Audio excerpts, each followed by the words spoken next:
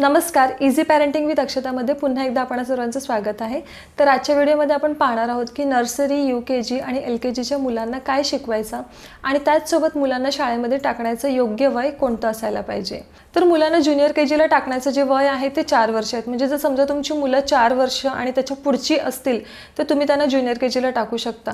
पण मला असं वाटतं की मुलं जर तुमची लहान असतील म्हणजे 3.5 वर्षाची असतील किंवा 3-3.25 वर्षाची असतील, कारण मी तुम्हाला आधी एका व्हिडिओमध्ये सांगितलं होतं की मुलं जर समजा सप्टेंबरच्या नंतरची जी बॉर्न मुलं असतात म्हणजे जसं की ऑक्टोबर नोव्हेंबर, तेव्हा त्यांचं जे एज असतं ते इनकम्प्लीट असतं जून येईपर्यंत 4 वर्ष पूर्ण होण्यासाठी। मग आपण काय करतो, त्याच वयामध्ये मुलांना ज्युनियर केजीला टाकतो। पण मला असं वाटतं की तसं न करता जर मुलं 4 वर्षाची झालेली आहेत पूर्ण, मग जर समजा त्यांना जूनमध्ये 4.5 वर्ष होत असेल तरी काहीच हरकत नाही। जर ते ज्युनियर केजीला गेल्यानंतर जूनमध्ये त्यांना 4.5 वर्ष होतात, हे जे वय असतं ना ते त्यांचं परफेक्ट एज असतं। म्हणजे मुलं ओव्हर एज्ड असतील तर चालतील, अंडर एज असू नये। त्याचेसुद्धा भरपूर सारे रिझन आहेत, कारण मी माझ्या स्वतःच्या अनुभवावरून सांगते। माझ्या मोठ्या मुलाला मी ज्युनियर केजीचा जेव्हा तो होता तेव्हा तो ज्युनियर केजीचा असताना जेव्हा मी टाकलं तेव्हा तो 3.5 वर्षाचा होता। मग मला कुठेतरी असं जाणवलं की अशा वेळेस मुलांच्या मागे आपल्याला खूप जास्त एफर्ट्स घ्यावे लागतात एखादी गोष्ट त्यांना समजून सांगण्यासाठी। तो ऑक्टोबर बॉर्नचा होता आणि माझा जो दुसरा मुलगा आहे तो नोव्हेंबर बॉर्नचा आहे। मग त्याच्या वेळेस मी अशी चुकी केली नाही। मग ज्यावेळेस तो 4.5 वर्ष पूर्ण झालं तेव्हा त्याला आम्ही ज्युनियर केजीला टाकलं। मग त्याला एखादी गोष्ट मला शिकवताना खूप जास्त मेहनत घ्यावी लागत नाही। एखादी गोष्ट त्याला सांगितली की पटकन तो कॅच करतो। त्यामुळे मुलं जी आहेत ना तुमची ती पूर्ण जर 4 वर्षाची होत असतील तर चांगली गोष्ट आहे। पण जर समजा तुम्हाला असं वाटतं की 4 वर्ष पूर्ण होण्यासाठी 6 महिने कमी पडतात, 4 महिने कमी पडतात, तर घाई करू नका। मुलं जरी 4 वर्ष 6 महिने जरी असतील, 3 महिने असतील तरी त्याने काहीच फरक पडत नाही। म्हणून मुलांचं प्रॉपर एज पूर्ण होऊ द्या आणि त्याच्यानंतर तुम्ही मुलांना शाळेमध्ये टाका। आजकाल पेरेंट्स काय करतात की मुलं 2 वर्षाची नाही होत तोपर्यंत त्यांना नर्सरी, प्ले ग्रुप शोधली जाते आणि त्यांना तिकडे टाकलं जातं। तर मुलांना नर्सरीमध्ये म्हणा किंवा प्ले ग्रुपमध्ये घालणं चुकीचं नाही आहे। चुकीचं हे आहे की काही प्ले ग्रुप किंवा नर्सरीमध्ये मी पाहिलेलं आहे की मुलांना लिटरली तिथे मुलांचे एक्झाम घेतल्या जातात। त्यांना सिलेबस दिलेलं असतं, त्यांना त्याच्यामध्ये EVS सब्जेक्ट असतात, इंग्लिश असतो, मॅथ्स असतो। तर मला असं वाटतं की एवढ्याशा जीवाला म्हणजे 3री-4थी 3 ते 4 वर्षाच्या मुलाचं जे वय खेळण्याचं आहे त्याला या सर्व सब्जेक्टची काय गरज आहे। त्यामुळे जेव्हा तुम्ही मुलांची नर्सरी किंवा प्ले ग्रुप जेव्हा निवडता तेव्हा अशा ठिकाणी बघा की जिथे जास्तीत जास्त ॲक्टिव्हिटीज घेतल्या जातील। कारण आजकाल कसे ना दोन्ही पेरेंट्स वर्किंग आहेत, त्याच्यामुळे त्यांना मुलांकडे तितकं लक्ष देता येत नाही। म्हणजे त्या वयामध्ये त्यांच्याकडून ज्या काही ॲक्टिव्हिटीज करून घ्यायला हव्या त्या त्यांना करून घेता येत नाही। मुलांची बॉन्डिंग इतर मुलांसोबत होण्यासाठी किंवा त्यांना कसं वागायचं दुसऱ्या मुलांना बघून ते शिकतात। नर्सरी, प्ले ग्रुपमध्ये अशी काही गोष्टी असतात, ते छोटे छोटे लाईफ स्किल त्यांना शिकवल्या जातात। त्याच्यासाठी आपण मुलांना प्ले ग्रुप आणि नर्सरीमध्ये टाकतो आणि त्यात खरं तर काही चुकीचं नाही आहे। फक्त निवडताना तुम्ही अशा स्कूल निवडा की जिथे फक्त पुस्तकी ज्ञान मुलांना दिलं जात नाही एवढ्या कमी वयामध्ये। तर हे आपण बाजूला ठेवूया। जरी तुम्ही तुमच्या मुलांना नर्सरीमध्ये नसेल टाकलं तरी सुद्धा घरच्या घरी तुम्ही त्यांचा छान प्रकारे अभ्यास घेऊ शकता। तर त्यांचा काय अभ्यास घ्यायचा हे आता आपण पाहून घेऊया। तर मुलं जेव्हा खूप लहान असतात म्हणजे जेव्हा ते वस्तू हातामध्ये पकडायला शिकतात तेव्हा त्यांना असे काही टॉयज आणून द्या ज्याच्यामध्ये त्यांच्या हातांची इन्व्हॉल्वमेंट जास्त असेल। जसे की ब्लॉक्स असतात, कलरफुल असे असतात ना, असं एक दांडी असतात त्याच्यामध्ये रिंग्स वगैरे टाकायचे असतात। याने काय होतं ना की मुलांची जी कॉन्सन्ट्रेशन लेवल आहे ती खूप वाढतं। असे छान छान त्यांना पझल्स आणून द्या। त्यांच्या हाताची आणि त्यांच्या डोळ्यांची जी मूवमेंट आहे त्याच्यामध्ये सिंक्रोनायझेशन आणण्यासाठी असे जे गेम्स असतात ना ते मुलांना खूप फायदेशीर ठरतात। आता मुलांना आपण लिहायला सुरुवात कधी करायची, तर मुलं जेव्हा 3-3.5 वर्षाची होतात, जास्तीत जास्त 3 वर्षाचे होतात तेव्हा तुम्ही त्यांना लिहायला शिकवू शकतात। आणि मुलांना लिहायला कसं शिकवायचं या संदर्भामध्ये मी डिटेलमध्ये व्हिडिओ बनवलेला आहे, त्याची लिंक मी डिस्क्रिप्शन बॉक्समध्ये दिलेली आहे। तिथून तुम्ही पहा, तुम्हाला खूप छान छान अशा आयडियाज मिळतील। मुलं जेव्हा जस्ट बोलायला सुरुवात करतात तेव्हा त्यांना आपल्या घरातल्या व्यक्तीची ओळख करून द्यायची। त्यांना ओळख आधीपासूनच असते, फक्त त्यांना काय म्हणतात ती नावं वगैरे आपण शिकवतो किंवा कधी कधी मुलं ती स्वतःहून सुद्धा त्या गोष्टी कॅच करतात। त्यांना आजूबाजूच्या आपल्या परिसरातल्या गोष्टी दाखवायच्या, घरातल्या ज्या काही वस्तू आहेत त्यांची नावं त्यांना शिकवायची। ते शिकवता शिकवता त्यांना हळूहळू रंगांची नावे शिकवायची। त्याच्यानंतर तुम्ही त्यांना अंक शिकवू शकतात, वाचायला शिकवू शकतात। आजकाल खूप छान छान अशी पुस्तकं असतात ज्याचे पुठ्ठे थोडेसे जाड असतात, मग ती मुलाने ते फाडण्याची सुद्धा शक्यता असते, ती पुस्तकं ती खराब होत नाही। तशी कलरफुल पुस्तकं मुलांना आणून द्या। छान छान असे कार्ड्स असतात, फ्लॅश कार्ड्स असतात ज्याच्यामध्ये खूप छान छान असे पिक्चर्स असतात। मग त्याच्यातून तुम्ही मुलांना फळांची, फुलांची, प्राण्यांची प्राण्यांची किंवा इतर कोणत्याही गोष्टींची तुम्ही नावं त्यांना शिकवू शकतात. छान छान राईम्स त्यांना शिकवा. मुलांना जेव्हा आपण राईम्स वगैरे शिकवतो ना, तेव्हा मुलांना म्हणजे एखादी गोष्ट लक्षात ठेवण्याची जी त्यांची कॅपॅसिटी असते ना, ती सुद्धा वाढते आणि त्यांना त्या सर्व गोष्टी आवडतात सुद्धा. त्याचसोबत आता मुलांना जेव्हा तुम्ही ABCD वाचायला शिकवता, तेव्हा मी तुम्हाला हे पण सांगितलं होतं की मुलांना फोनिक साऊंड शिकवा.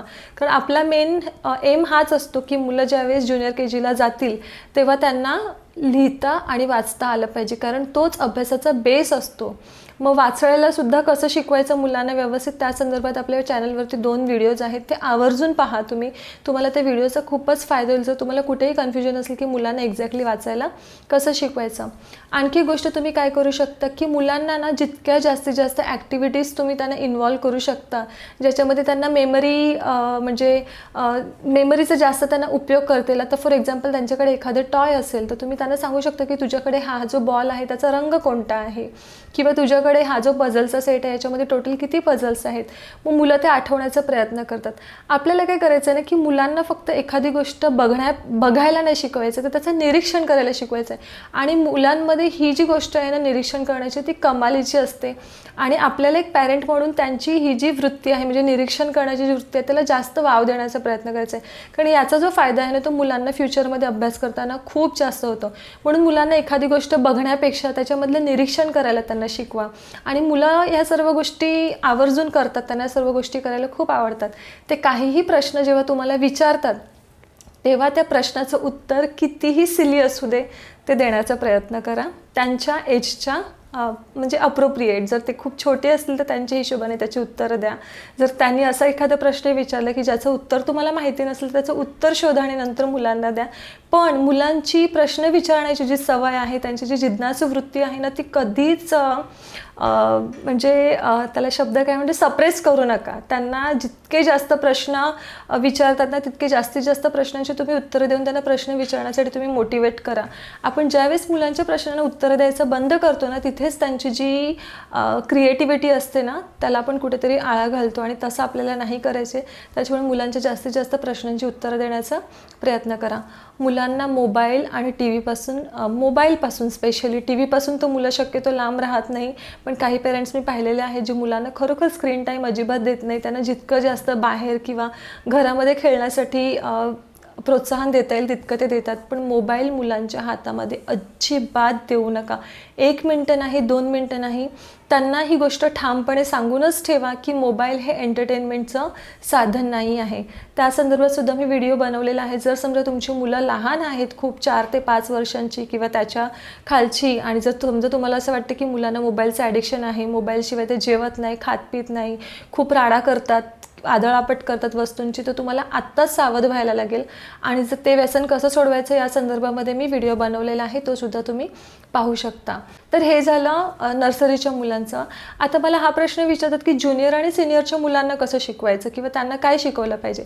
तर आपण ज्युनियर आणि सिनियरमध्ये मुलांना प्रॉपर शाळेमध्ये टाकतो, मग ते कोणतंही बोर्ड असू दे, आणि प्रत्येक शाळेचं जे सिलेबस आहे ते ऑलरेडी त्यांना दिलेलं असतं. मग तुम्ही तेवढंच जर त्यांना शिकवलं तरी काही हरकत नाही. त्याच्यामुळे मी तुम्हाला सांगेल की मुलांना हेच शिकवा तेच शिकवा, तर असं काहीच नाही आहे. पण एक गोष्ट मला तुम्हाला सांगावीशी वाटते की जर समजा तुम्हाला वाटते की शाळेचं जे पोर्शन आहे ते थोडंसं स्लो चाललेलं आहे. आता कसं असतं बघा, ज्युनियर KGमध्ये मुलांना ABCD लिहायला शिकवतात, जे की त्यांना ऑलरेडी येत असते, ती म्हणजे तुम्ही ती शिकवलेलीच असते. मग आणि शिकवायला पाहिजे सुद्धा हां. कारण काही पेरेंट्स काय करतात की मुलं जेव्हा शाळेमध्ये जातील तेव्हा मी त्यांना लिहायला शिकवेल. तर तसं करू नका की जसं आज त्यांना शाळेमध्ये A शिकवलं मग तुम्ही घरी येऊन त्यांना A शिकवता, मग दुसऱ्या दिवशी B शिकवल्या मग नंतर B शिकवता. तर तसं करू नका. मुलांना सुट्टीमध्ये जेव्हा ते शाळेमध्ये तुम्ही त्यांचं ॲडमिशन घेता त्याच्या अगोदरच जर समजा तुम्हाला वाटतं की मुलांना नीट लिहिता येत नाही तर आधीपासूनच त्या सर्व गोष्टी शिकवून ठेवा. कारण जशी शाळा सुरू होते तसं सिलेबस पुढे पुढे जातं. मग ॲटलिस्ट ज्युनियर आणि सिनियरला तरी मुलांना एक स्टेप पुढे ठेवा. म्हणजे जर समजा त्यांचं अर्धी जर अल्फाबेट त्यांचे पूर्ण झालेले असतील तर ॲटलिस्ट मुलांना पूर्ण A to Z अल्फाबेट तरी लिहिता आणि वाचता तरी यायला पाहिजे. म्हणजे समजा तुम्हाला कुठेतरी असं वाटतं की ज्युनियर KGला मुलांना सिलेबस थोडंसं कमी आहे, म्हणजे जसं की कॅपिटल आणि स्मॉल लेटर्सच फक्त आहेत किंवा 1 to 10 फक्त नंबर्स आहेत, नंबर नेम्स अजून स्टार्ट झालेले नाही आहेत, तर तुम्ही तुमच्या परीने एक्स्ट्रा अभ्यास त्यांचा घरी घ्या. त्यांना जर व्यवस्थित लिहिता येतात दोन्ही पण लिपींचे ABCD, तर तुम्ही त्याच्यानंतर हळूहळू 2 लेटरचे वर्ड्स त्यांना इंट्रोड्यूस करा, 3 लेटरचे वर्ड्स त्यांना फोनिक साऊंड शिकवा. ABCD शिकवत असताना फोनिक साऊंडचे सुद्धा व्हिडिओज आपल्या चॅनलवरती आहेत. म्हणून मुलांना थोडंसं एक स्टेप पुढे अपडेटेड ठेवा. जर त्यांना 1 ते 10 अंक त्यांना येत असतील तर त्यांना 1 ते 50 शिकवा. नंबर नेम्स त्यांचे स्टार्ट करा. त्यांना जेव्हा स्पेलिंग्स बनवता येतात तेव्हा त्याच्यानंतर सिनियर KGला वगैरे त्यांना स्पेलिंगसुद्धा स्टार्ट होतात. मग अशा वेळेस त्यांना फोनिक साऊंड येणं गरजेचं आहे. जितक्या लवकर एजमध्ये तुम्ही मुलांना फोनिक साऊंड शिकवाल तितकंच तुम्ही नोटीस कराल की मुलं किती छान प्रकारे वाचतात. आणि हा माझा अनुभव आहे. त्यामुळे मुलांना जास्तीत जास्त लवकर तुम्ही फोनिक साऊंड शिकवण्याचा प्रयत्न करा. सिनियर KGला त्यांना क्वेश्चन आन्सर्स वगैरे असतात, काही शाळांमध्ये सुरू केले जातात. मग त्यांना तुम्ही डेज ऑफ द वीक, त्याच्यानंतर मंथ्स ऑफ द इयर, त्यांना प्राण्यांची, पक्ष्यांची, फुलांची नावे वगैरे त्यांना असतात. आणि प्रत्येक शाळेचा सिलेबस वेगळा असतो. असा पर्टिक्युलर सिलेबस नसतो किंवा एकच पुस्तक त्यांचं फॉलो केलं जात नाही. त्यामुळे मीही तुम्हाला नाही सांगू शकत की ज्युनियर सिनियरला तुम्ही मुलांना हेच शिकवा, पण या बेसिक गोष्टी शिकवा, जसं की लिहायचं आणि वाचायचं. जितक्या जास्त तुम्ही त्यांना वाचन त्यांच्याकडून करून घ्याल तितकीच चांगलं परफॉर्म ते प्रायमरीमध्ये किंवा हायर स्टँडर्डमध्ये ते करतील.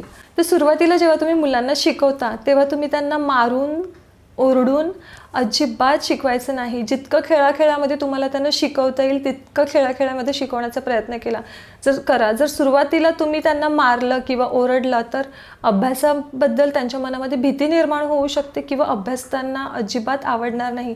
त्याच्यामुळे तुम्हाला खूप पेशन्स ठेवावं लागेल आणि त्यांना शिकवावं लागेल.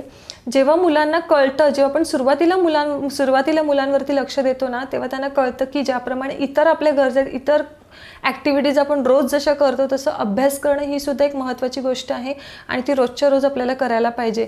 फक्त यासाठी प्रत्येक पालकाने जागरूक असायलाच पाहिजे. तुम्ही जर समजा आठवड्यातून एकदा मुलांना अभ्यासाला घेऊन बसत असाल आणि नंतर जर तुम्ही कंप्लेंट करत असाल की आमची मुलं अभ्यास करत नाही, तर त्यामध्ये मी सुद्धा काहीच करू शकत नाही. मग जेव्हा तुम्हाला वाटतं की मुलं अभ्यास नाही करत, तुम्हाला थोडंसं स्ट्रिक्ट राहून त्यांच्याकडून करून घ्यायला लागेल. आणि मी असं नाही सांगत की प्रत्येक वेळेस मुलांशी प्रेमानेच बोलून या सर्व गोष्टी करून घ्या. आपल्याला माहिती असतं ना की आपली मुलं कशी आहेत. त्यांना कडक म्हणजे आपण ज्या शब्दामध्ये बोलतो तेव्हा ते ऐकतात, किंवा जर ते खूप हळवे असले तर त्यांना प्रेमाने जेव्हा आपण समजवतो तेव्हा ते ऐकतात. त्यामुळे तुम्हालाच ओळखायचं आहे आणि त्याच्या पद्धतीने तुम्हाला मुलांना अभ्यासाची सवय लावून घ्यायची आहे.